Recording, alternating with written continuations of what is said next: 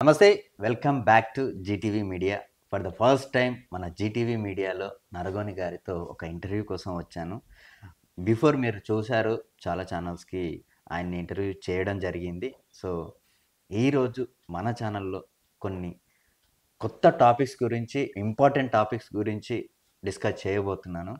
So, చాలా విషయాలు ఆయనతో మాట్లాడి తెలుసుకునే ప్రయత్నం చేద్దాం. నమస్తే సార్. నమస్తే. ఎలా అయ్యో! ఉన్నారు సార్? బాగున్నా. చాలా రోజుల తర్వాత. అవును. చాలా రోజుల తర్వాత. ఏంటి సార్ అసలు మిగతా మన దేశమే కాదు పక్క దేశాల్లో గూడంగా కొంచెం అతలాకుతలం జరుగుతుంది. అవును. ఈ నేపాల్ అనే దేశంలో యూత్ అంతా కలిసి ఒక్కసారిగా రోడ్ల మీదకొచ్చి ఉద్యమాలు జేస్తున్నారు. అలాగే పార్లమెంట్ గాని, గవర్నమెంట్‌కి సంబంధించిన ఆఫీసులను గాని దాడి జేస్తున్నారు. ఎందుకని వీళ్ళు అలా చేస్తున్నారు? దానికి కారణాలు ఏమున్నాయంటారు? అసలు నేపాల్‌లో ఈ తరహా ఉద్యమాలు ఈ రకంగా జరుగుతుందని ఎవరు ఊహించలేదు అసలు. ప్రపంచమే ఆశ్చర్యానికి లోనయిందేమో. హ్మ్. ఎందుకనంటే అందులో ఇంకోటేందనంటే నేపాల్‌లో వచ్చింది కమ్యూనిస్టు ప్రభుత్వం. హ్మ్. వేరే రకమైన ప్రభుత్వాలు కాదు. హ్మ్. అంతకుముందు ఉన్నటువంటి రాచరికపు పరిపాలన నుంచి పార్లమెంటు వ్యవస్థలోకి, ఓట్ల రాజకీయాల్లోకి అంతకుముందు ఇప్పుడు అధికారంలో ఉన్న ఏదైతే శర్మ హ్మ్. ఓలీ అనే హ్మ్. వ్యక్తి ఎవరైతే ఉన్నారో, హ్మ్. మార్క్సిస్టు, లెనినిస్టు పార్టీ ఏదైతే ఉందో, హ్మ్. అది గతంలో సాయుధ పోరాటాన్ని నిర్వహించి, ఎన్నికలను బహిష్కరించి పెద్ద ఎత్తున ఉద్యమాలు నడిపింది. హ్మ్. కానీ తర్వాత కాలంలో ఎన్నికలలో పాల్గొని హ్మ్. అధికారంలోకొచ్చినటువంటి పరిస్థితి ఉంది. హ్మ్. నేపాల్‌లో ఈ అప్పర్ లేయర్ అంటే భారతదేశానికి, నేపాల్‌కు సారూప్యత ఉంది అనిపిస్తుంది. ఎందుకనంటే భారతదేశంలో గూడా ఇక్కడ కొన్ని వర్గాలు, కొన్ని కులాలే ప్రధాన మంత్రులు, ముఖ్యమంత్రులు ఈ వ్యవస్థను తన గుప్పిట్లో పెట్టుకొని, హ్మ్. మిగతా వర్గాలు యావత్ ఈ దేశంలో 6,000 కులాలున్నాయి భారతదేశంలో. హ్మ్. కానీ కేంద్రంలో 30, 40 కులాలే అధికారంలో ఉండి మిగతా కులాలన్నిటిని శాసిస్తుంటాయి. హ్మ్. మిగతా కులాలకు దక్కాల్సిన టికెట్లను, సీట్లను అన్నీ ఇవి కొల్లగొట్టి అనుభవిస్తుంటాయి. హ్మ్. రాష్ట్రాల్లో ఒక 5, 6 కులాలు లేదంటే 3, 4 కులాలే హ్మ్. అధికారాన్ని చెలాయిస్తుంటాయి. అధికారాన్ని గుప్పిట్లో పెట్టుకుంటాయి. మిగిలిన రాష్ట్రాలలో ఉన్న 2,000 కులాలు, 1000 కులాలను హ్మ్. పరిపాలిస్తుంటాయి. వాళ్ళు ప్రేక్షకులుగా ఉంటారు. హ్మ్.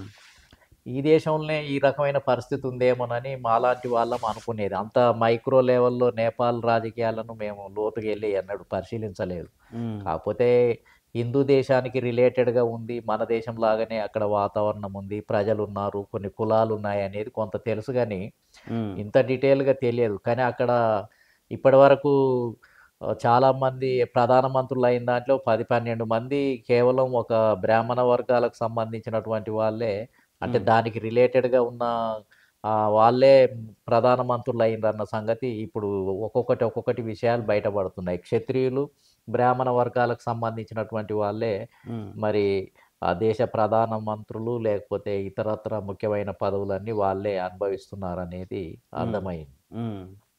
కాబట్టి అందులో కమ్యూనిస్ట్ పార్టీ అధికారంలో ఉన్నది అనంటే జనరల్‌గా అందరేమనుకుంటాము అనంటే కొంత నీతి, నిజాయితీ ఉంటుంది. పేదల పక్షాన ఉంటుంది. అవును. హ్మ్. మరీ దోపిడీ ఎక్కువగా ఉండదు. ఎందుకనంటే కమ్యూనిజము అనంటేనే పెట్టుబడిదారులకు హ్మ్. వ్యతిరేకంగా, హ్మ్. భూస్వాములకు వ్యతిరేకంగా, బడుగు బలహీన వర్గాలకు అనుకూలంగా, కార్మికులు, కర్షకులకు అనుకూలంగా ఉంటదని అందరూ అనుకుంటారు. అది హ్మ్. సహజ హ్మ్. లక్షణం. హ్మ్.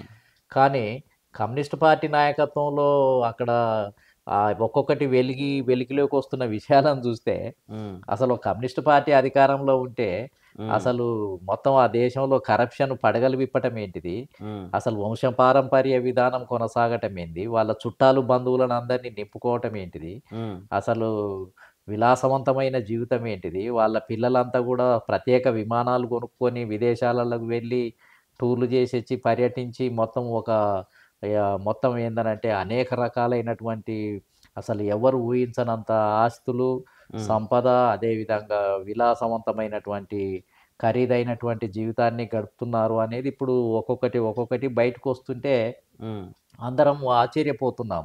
హ్మ్. అక్కడనేమో నేపాలు సామాన్య ప్రజలేమో పర్వత ప్రాంతాలలో ఉన్నవాళ్ళు, లేకపోతే స్థానిక నేపాలీలు ఎవరైతే ఉన్నారో, హిందూ సమాజం దాదాపు 48% ఉంది అని అంటున్నారు. ఆ హ్మ్. దేశ జనాభాలో. హ్మ్. అదేవిధంగా దాంట్లోనే బౌద్ధ మతానికి సంబంధించినటువంటి వాళ్ళు గూడా ఉన్నారు అని అంటున్నారు. హ్మ్. అదేవిధంగా ఇక నేపాలీలలో 2 తెగలు బలంగా ఉన్నాయి. వాళ్ళు వాళ్ళకి అసలు పేదరికంలో గానీ, వాళ్ళ జీవన విధానంలో గానీ ఎలాంటి మార్పు లేకుండా హ్మ్. వాళ్ళు ఈ టూరిజం మీదనే ఆధారపడి బతుకుతున్నటువంటి దేశం. హుహు. ఇతర ప్రపంచ దేశాలంతా పర్యాటకుల పేరుతోటి ఆ హ్మ్. దేశానికి వెళ్ళినప్పుడు వచ్చిన ఆదాయాలతోటి బతుకుతున్నటువంటి దేశం. హ్మ్. ఎక్కువ అభివృద్ధి కూడా కాలేదు. హ్మ్. కమ్యూనిస్టులు ఉన్న దగ్గర అభివృద్ధి మరి ఎందుకు జరగటం లేదు?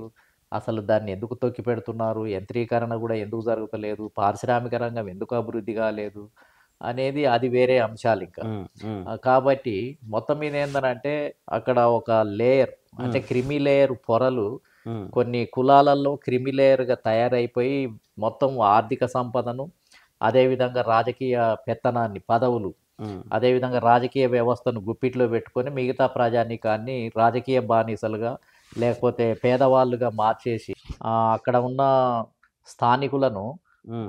రాజకీయ బానిసలుగా మార్చివేసి, పేదలుగా మార్చివేసి, హ్మ్. దోపిడీ చేస్తున్నటువంటి పరిస్థితి అనేది కొనసాగుతుంది అనేది ఇప్పుడు వ్యక్తమైంది. హ్మ్. కాబట్టి ఒక 5, 6 అంశాలకు మొత్తం ఏందనంటే ఇటు బంధుప్రీతి, అదేవిధంగా నెపోటిజము, అదేవిధంగా కుల కుల ఆధిపత్యము, హ్మ్. అన్ని రకాలై మొత్తం పడగలు విప్పి బుసలు కొట్టటంతోటి హ్మ్. ఒక చిన్న కారణంతోటి అసంతృప్తి మొదలయ్యి ఈ సోషల్ మీడియా రద్దు చేశారు అనే సాకుతోటి హ్మ్. మొత్తం యూత్ అంతా గూడా అసమ్మతితోటి రోడ్డు మీదకొచ్చేసి, హ్మ్. ఇంకా పనిలో పనిగా వీళ్ళకి అంతకుముందే ఈ ప్రభుత్వం మీద విపరీతమైన వ్యతిరేకత ఉంది గాబట్టి, గూడు గట్టుకొనుంది గాబట్టి వ్యతిరేకతను, హ్మ్. ఇంకా ఆ ఇష్యూని బేస్ జేసుకొని ఇంగా మొత్తం ఇది మొత్తము కరప్షన్‌లో ఉంది.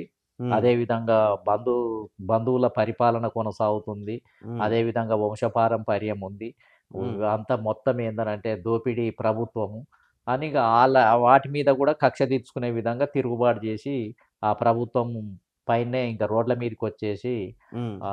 ప్రధానమంత్రి భవనాన్నే చుట్టుముట్టి, అదేవిధంగా పార్లమెంట్‌నే మరి తగలబెట్టి, హ్మ్. ఇంకా ఒక్కొక్క మినిస్టర్‌ను వెంటబడి తరిమి కొట్టినటువంటి దాఖలాలు ఒక్కొక్కటి జూస్తుంటే హ్మ్. అసలు ఆశ్చర్యపోతున్నారు. అసలు ఇంతకాలము ప్రపంచంలో మేము ఎప్పుడో అనుకునేదేందనంటే ఎప్పుడు రష్యన్ రివల్యూషను, హ్మ్. అదేవిధంగా ఫ్రాన్స్ రివల్యూషను, అమెరికన్ రివల్యూషను, హ్మ్. ఇంకా రకరకాల విప్లవాలు మేము చూసేది. కార్మికులు, కర్షకులు హ్మ్. నాయకత్వం వహించి, సైన్యాన్ని తయారు చేసుకొని, ఆయుధాలు ధరించి, ఈ మొత్తం రాచరికం మీద తిరుగుబాటు చేస్తారు అని అట్లా విప్లవాలొచ్చినాయి అని అనుకునేది మనం. హ్మ్. కానీ ఈ రకమైనటువంటి విప్లవము నేపాల్‌లో రావటము అనేది హ్మ్. అందరినీ ఆశ్చర్యచకితులను చేసింది. ఆశ్చర్యపరిచింది. హ్మ్. కాబట్టి ఇది, ఇది సహజమే. ఇది ఒక ఇష్యూ తోటి ప్రారంభమైన ఆ కోపాన్నంతా అంతకుముందే ఈ ప్రభుత్వం అంతా దోపిడీ ప్రభుత్వము అనేది వాళ్ళలో ఉంది. ఇంతకు ఇంకా మరి ఇన్నేళ్లుగా ఏమి సపోర్ట్ చేయకుండా ఇప్పుడు ఆ! మాత్రం ఎందుకు అదే బయటకొచ్చారంటారు? అది గూడు కట్టుకొని ఉన్నట్టుంది. హ్మ్. వాళ్ళకు అట్లా అన్ని ప్రజలల్లో ప్రభుత్వం మీద వ్యతిరేకత ఉన్నప్పటికి గూడా, హ్మ్. ఏదో ఒక అవకాశం కోసం ఎదురు చూసినట్టుగా ఇది సడెన్‌గా ఇది ఒక 2, 3 ఇన్సిడెంట్స్ హ్మ్. జరిగినాయి. దాంతోటి పాటు సోషల్ మీడియాను రద్దు చేసే అదేదో సంఘటన జరిగితే దాన్ని ఆధారంగా చేసుకొని అది వైరల్ అవుతుంటే దాన్ని హ్మ్. అదుపు చేయటం కోసం సోషల్ మీడియా మీద బ్యాన్ విధించాలి అనే హ్మ్. ఉద్దేశం వచ్చినప్పుడు అప్పుడు యూత్ అంతా అంటే 1995-97 మధ్యల నుంచి 2010 మధ్యలో జన్మించిన యూత్ ఎవరైతే ఉంటారో అంటే 18 సంవత్సరాల నుంచి 22 సంవత్సరాల మధ్య ఉన్న యూత్ అంతా హ్మ్. ఒకటేసారి వాళ్ళను జెన్ జీ అని, జెన్ జెడ్ అని అంటారు. హ్మ్. ఆ జనరేషన్ అంతా రోడ్ల మీదకొచ్చింది అని అంటున్నారు. ఇంకా పూర్తి వివరాలైతే తెలియాలి. ఒక్కొక్కళ్ళు ఒక్కొక్క కథనాలు బయటికి హ్మ్. చెప్తున్నారు. హ్మ్. కానీ ఇంకా దానికి సంబంధించిన నిజాలు, పూర్వపరాలు, హ్మ్. అసలు దాని ఎనకాల ఎవరున్నారు? అసలు హ్మ్. ఎవరు లేకుండానే ఇంత స్పాంటేనియస్‌గా వచ్చే అవకాశం ఉందా? హ్మ్. మొత్తానికి ఏంటిది అనంటే ఏదొచ్చినా ఒకటైతే ఏమర్థమవుతుంది అనంటే హ్మ్. ఏదన్నా గాని ఆళ్ళ ఎనకాల ఎవరన్నా ఉండని, సిద్ధాంతం లేకపోని, లేకపోతే ఏదన్నా జరగని.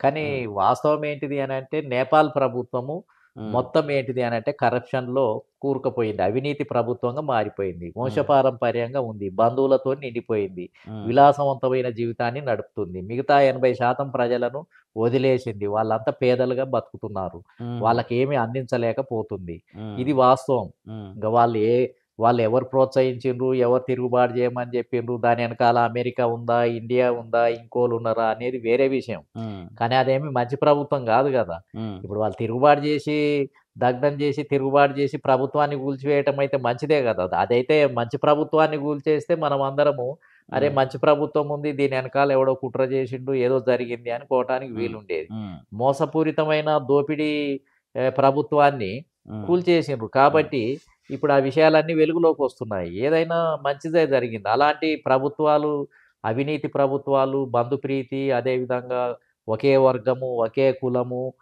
మొత్తము కొన్ని వర్గాలు ఏకమైపోయి హ్మ్. కమ్యూనిస్ట్ పార్టీలు అట్నే ఉంది. ఆడనే ఎన్‌సీ అని ఇంకో పార్టీ గూడా ఉంది. నేషనల్ కాంగ్రెస్ అని ఇంకోటుంది. కమ్యూనిస్ట్ పార్టీలలోనే 4, 5 పార్టీలున్నాయి. హుహు. వీళ్ళు ఎవరు అధికారంలోకి వచ్చినా ఇదే బంధుప్రీతి, ఇదే అవినీతి, ఇదే విలాసవంతమైన జీవితము. హ్మ్. ఇంకా వేరే రకమైనది ఏమి లేదు. అన్నీ ఒకటే రకంగా ఉన్నాయి. కమ్యూనిస్ట్ పార్టీలు ఒక రకంగానే ఉంది. రైట్ పార్టీలు ఒక రకంగా ఉన్నాయి. లెఫ్ట్ పార్టీలు గూడా ఒకే రకంగా ఉన్నాయి.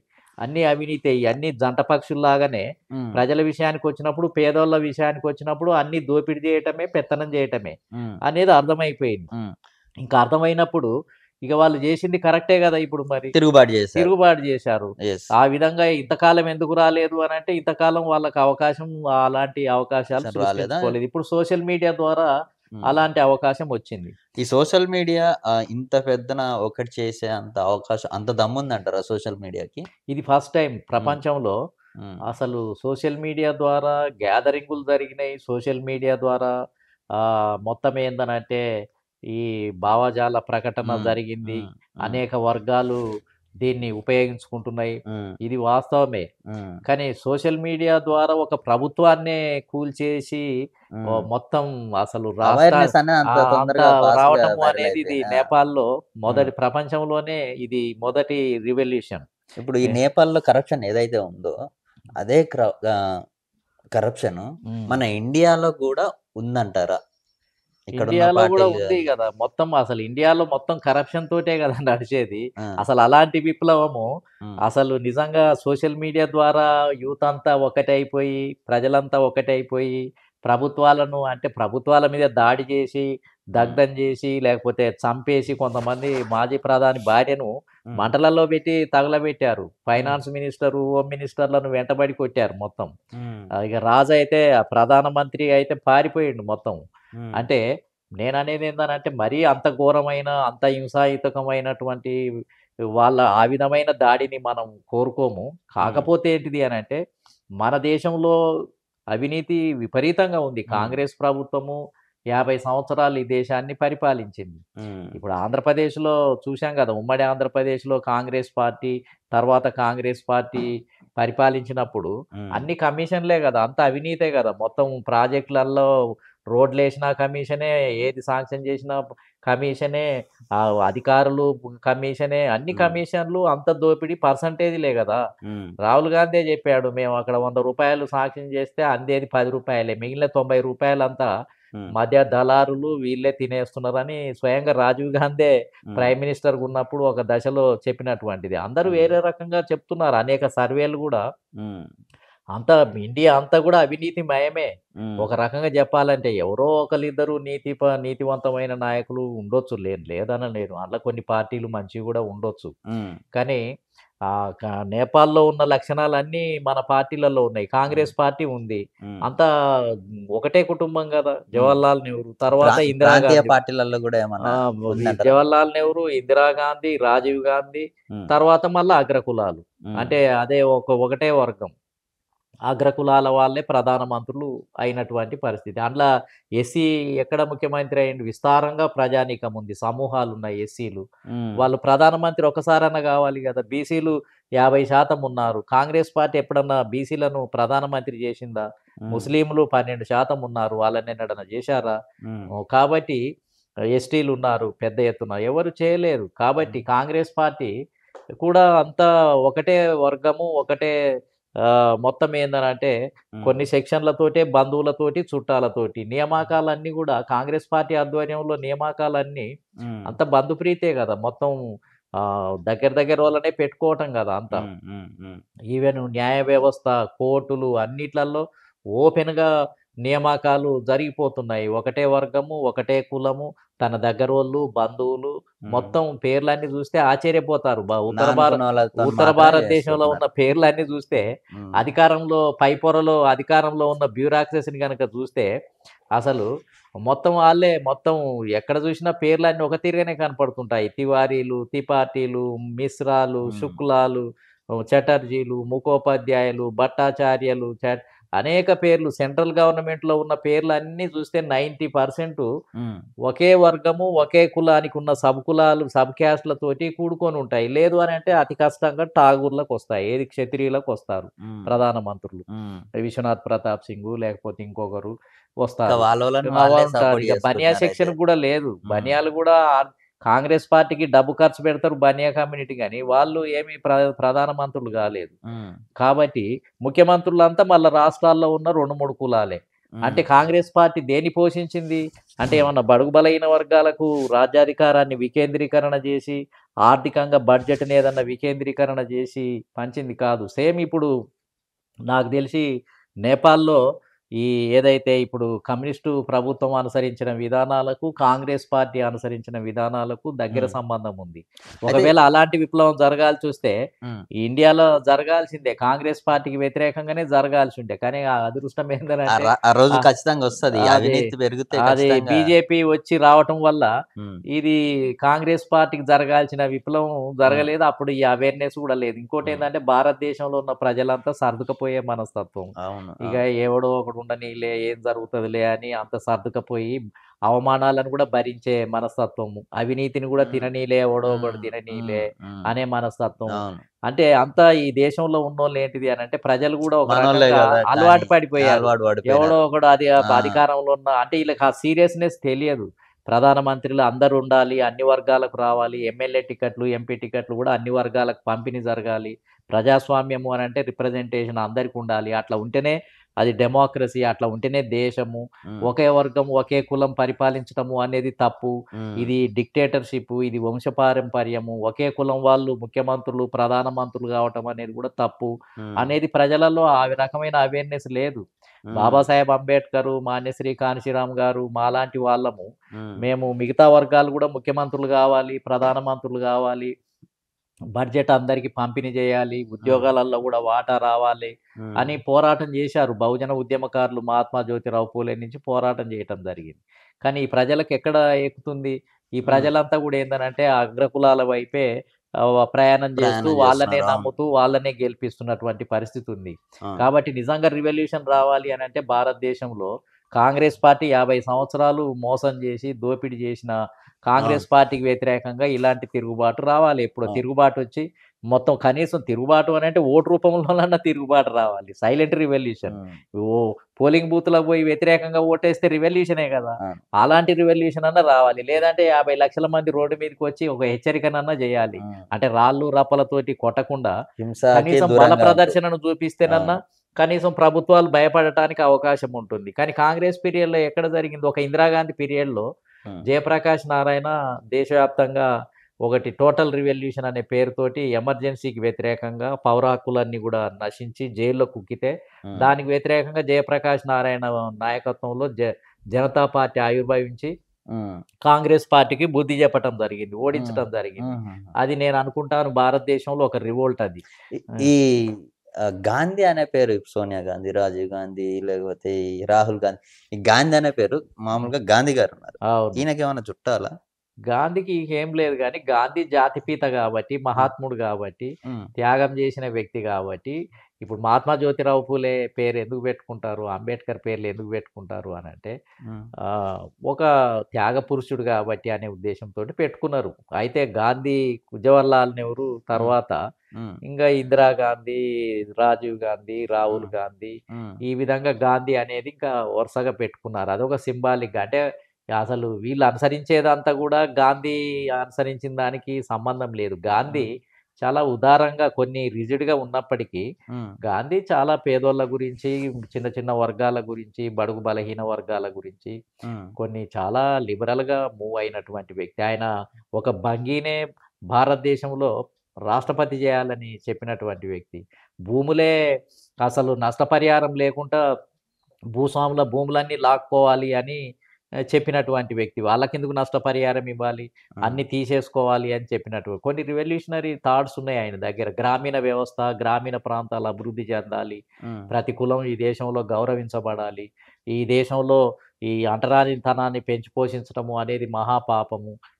మిగతా బీసీలను, ఎస్సీలను దూరం పెట్టటము అనేది మహాపాపము. మనము హ్మ్. ఇవి మొత్తం ఏందనంటే కొన్ని కులాలు, హిందూ ధర్మము ఈ హ్మ్. విధంగా కొన్ని చేయరాని పనులన్నీ ఈ దేశంలో జేసింది. ఇప్పటికైనా పాప పరిహారం జేసుకోవాలి.